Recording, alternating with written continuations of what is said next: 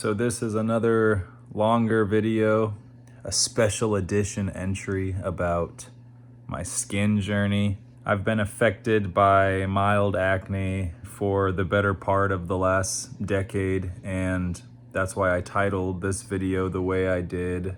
I'll acknowledge also that this is for mild acne. If you have severe acne, and I know that's a real thing, and I know this tier of acne is more of an eye roll to you, like I don't want this to be unhelpful for someone who has worse skin than I experienced. I can only share my tier of fluctuating acne intensity from pretty bad to pesky to occasional now. So like in a fumbled up way, this is not for those people, although I think some of the healthy suggestions apply to all people. So anyways, in this video, there are multiple clips of me reflecting on my acne and inflammation, the good, the bad, the ugly, all the troubleshooting I did. It's a subtle part of life that can affect people who it is difficult for.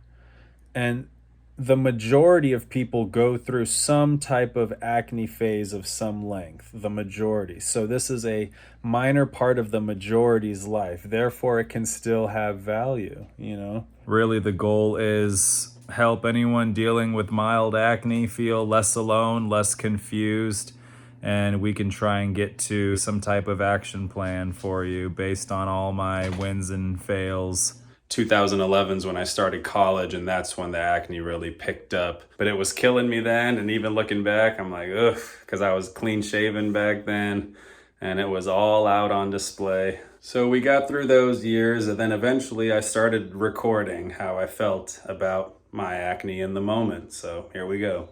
Boom, boom, boom, boom, boom, boom, boom, boom, boom, boom. Insecure acne turns into popping pimples, turns into red scars and inflammation. And I was asking the lady who helped me at the end of the facial, you know, just for general consultation. Ended up getting this exfoliating thing, and I got these masks, green tea and tea tree, that I could use on my face just before moisturizing to pump nutrients and hydration back into my skin, and then moisturize it to like retain it all. And I came home, I put toner on. I learned about toner being an important step also. But what will always cause inflammation and a spike in redness, I guess, on my face is stress. So how does one deal with stress? Maybe take your dog to the top of a hill to watch the sun go down, you know. The best me needs to create more time for stress relief. That all comes down to a little bit of time leverage, which comes down to a little bit of financial leverage, which ultimately comes down to no excuses, right?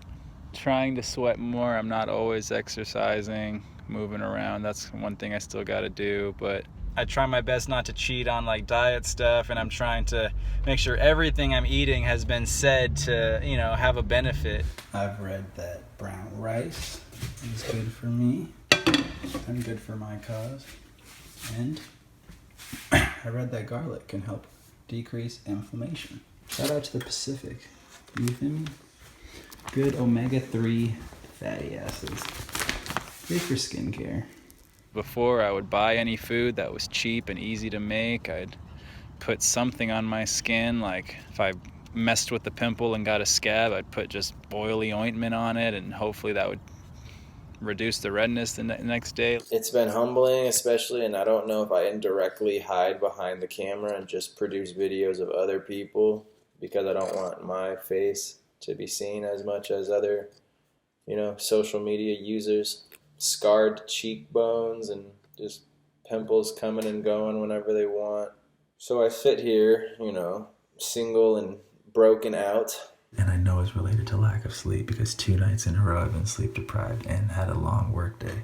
So my body's tired, you know, my face is acting accordingly, and the deliverables on my lab that up until about 30 minutes ago were really weighing me down. It's just like this never-ending cycle in my psychology, you know? It's like this fear of having the raging pimple that needs to be addressed versus relieving that pimple's tension, but having to deal with the red repercussions. Like, I just fear that stigma, like this dude doesn't take care of himself. Like, everything I give attention to lasts longer and gets more red. Physical impurities in a superficial realm will humble you.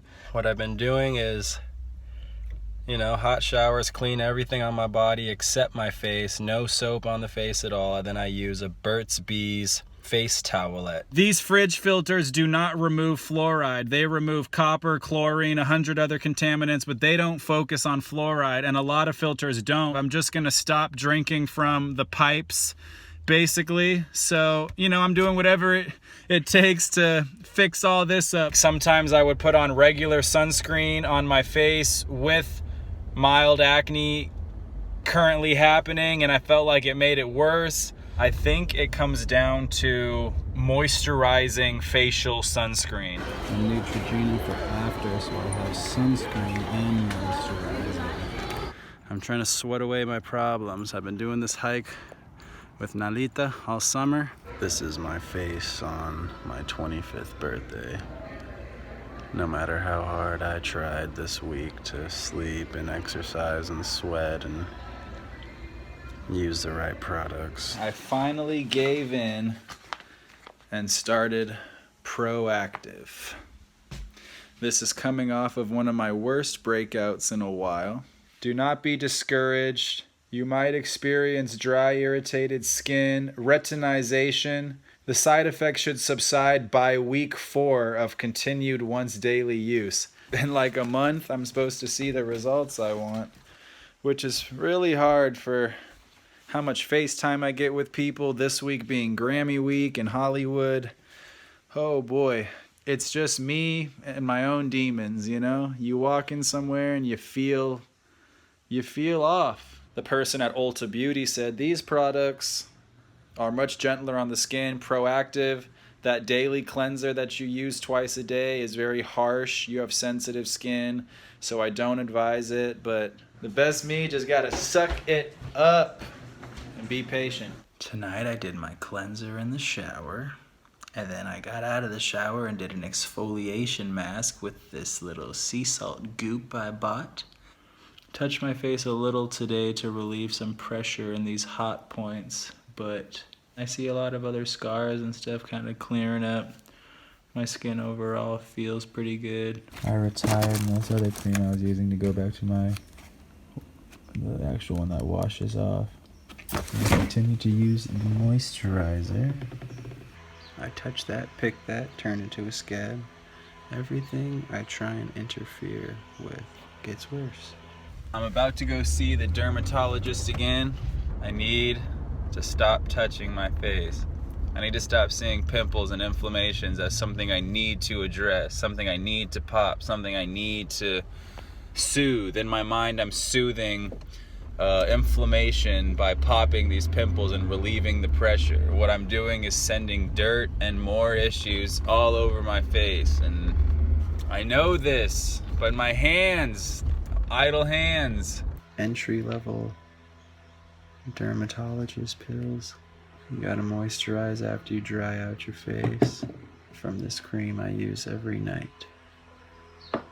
3 things. All those products, all the dermatologist recommended stuff, all the Proactiv, dried me out. More and more acne. Sure, I wasn't patient with the process. I'm not patient with much. It wasn't until I actually dialed everything back that I started making progress. And maybe this was aligned with the natural maturation of my skin. I woke up and I just feel like I finally reached the skin level I'd like, you know. I will continue to work on these scar healings and crater healings over time, but this is what I wanted, you know.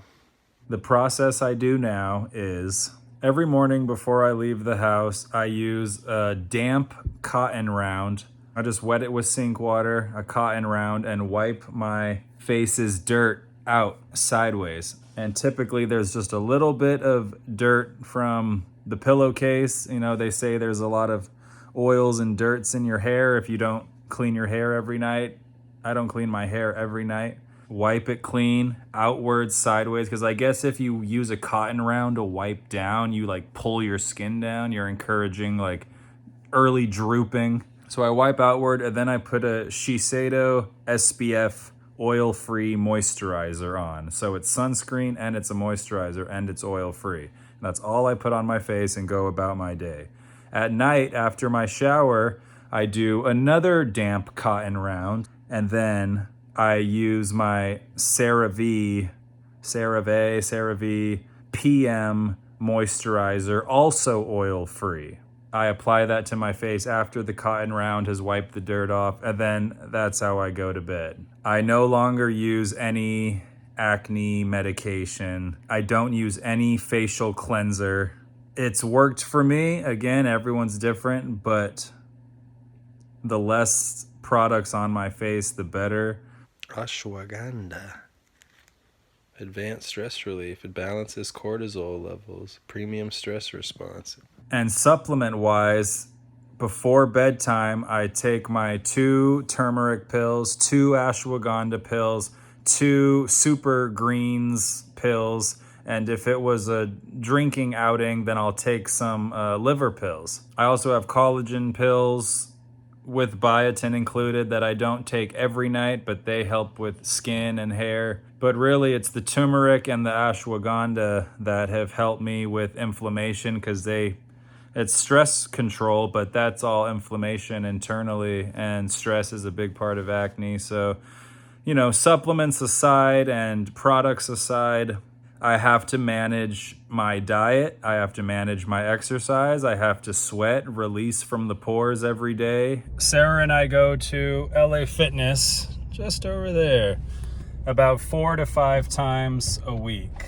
Every workout's about an hour, which includes 10 to 15 minutes in the sauna. Ever since 2018, when I lived in Foster City, I've incorporated a sauna and or steam room into my fitness regimen and skin regimen as much as possible. The research shows it'll bring all the gunk to the surface, and I come out of it sweaty. I wash my hands with soap in the gym locker room sink, and once all the soap's rinsed off, I splash like 3 handfuls of water on my face so that all the gunk, toxins, dirt that came to the surface through my pores during all that extreme heat is washed off, and it doesn't have to dry there. And then I'll take a shower at home. I highly recommend finding a way to sweat that much every day. It's 90 degrees out, and I decided to keep the AC off and keep the windows up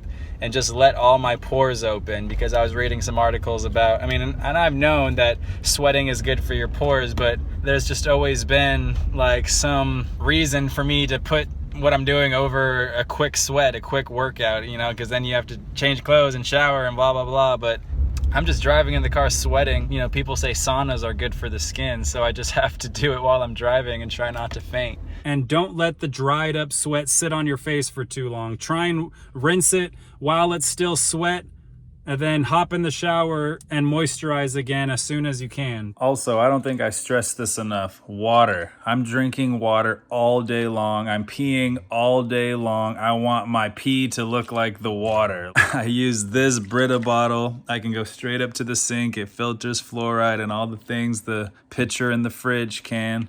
But water, 1,000 times water every day, all day.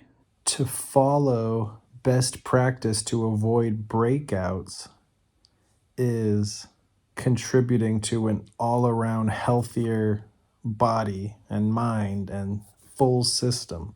So I just have to limit the vices, drink less, caffeinate less, sleep more, hydrate more, exercise more, sweat more, stress less. And you stress less naturally when you're exercising more.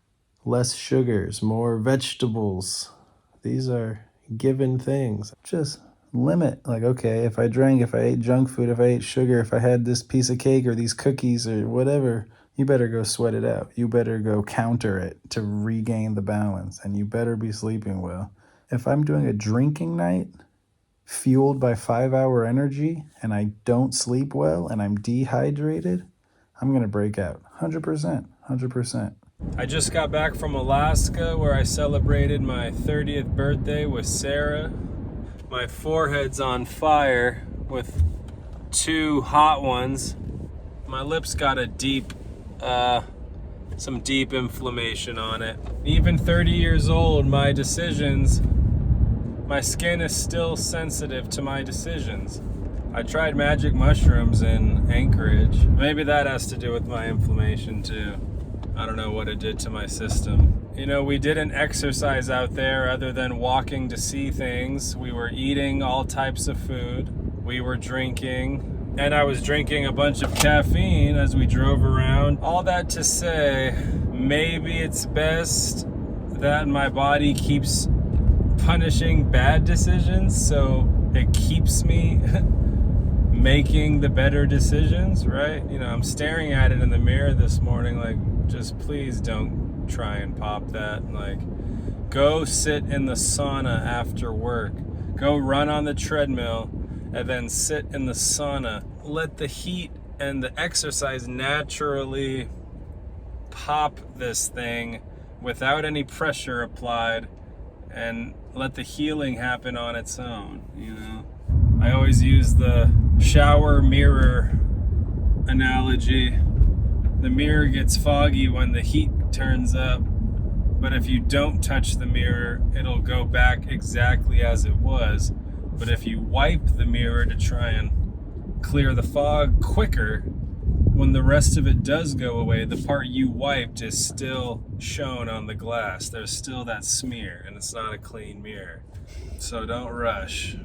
All these videos I've made in the past, I just chalk it up to stress and stress. Oh God. And that's true. But like, I can always credit it to something, and that's important and that's empowering. It is up to me. So when it does happen, I'm even more upset with myself, not at life, not at this great mystery. Like, it is a dice roll every time I challenge the balance of my body. The best me is aware of the balance and all the decisions. And I fall short. Oh, drink too much. Oh, pimple.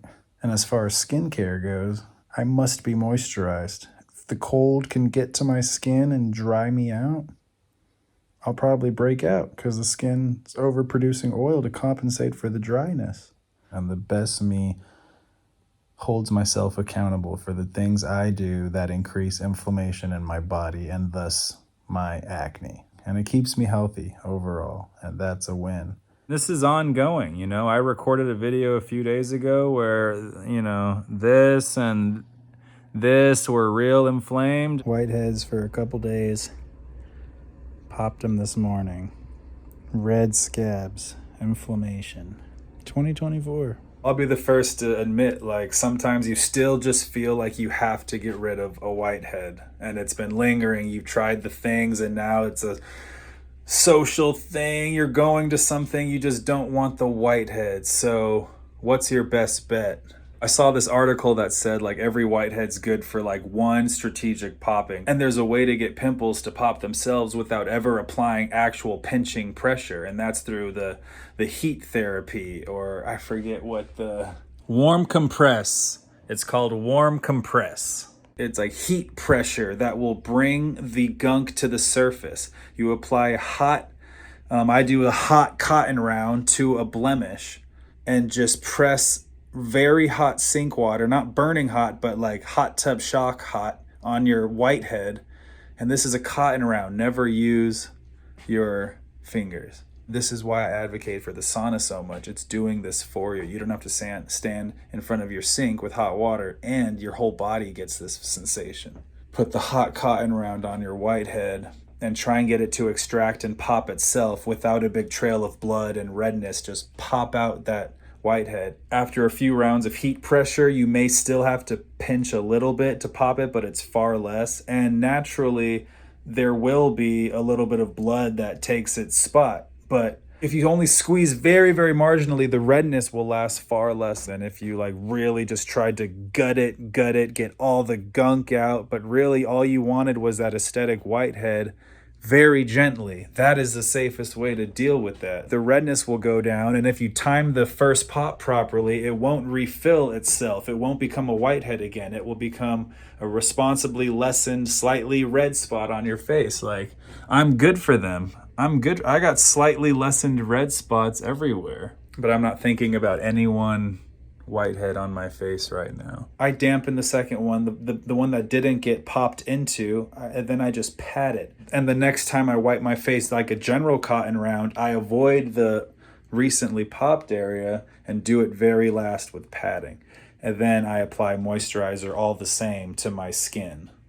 Oil-free moisturizer. It's all these checked boxes. If I've done all these things and I still can't get the progress and results I want, okay, then what? But can you say you're doing everything in your control to help your skin? That's up for you to decide. Remember that everyone around you is hyper concerned about how they look and how they're presenting themselves, and there's probably more empathy than you think. Some people are rotting from the inside out and they have perfect complexion.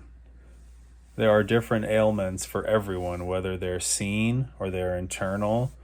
If you're surviving and doing all the things and doing right by people, and it's a little tough on the body and hormonally, you're just on a stubborn path, but you're still doing rewarding work, there's no reason that you should feel in any way held back. This is a relatively minor reason for anything not to be possible in your life. These are sidelined insecurities that I just captured while I was growing in my career, which I am proud of. I don't think it disabled me in any way, but I would come home and be self-conscious in private and with my close friends or family. Don't worry so much about what the person across from you sees. If you're a win-win type of person, people will want to be around you because you're creating opportunities for everyone to benefit. The face will heal itself. I'm testament, like, I'm editing this as you're watching it. Just control the things you can and keep doing your research, and let's get you out in the world with some confidence. That's it.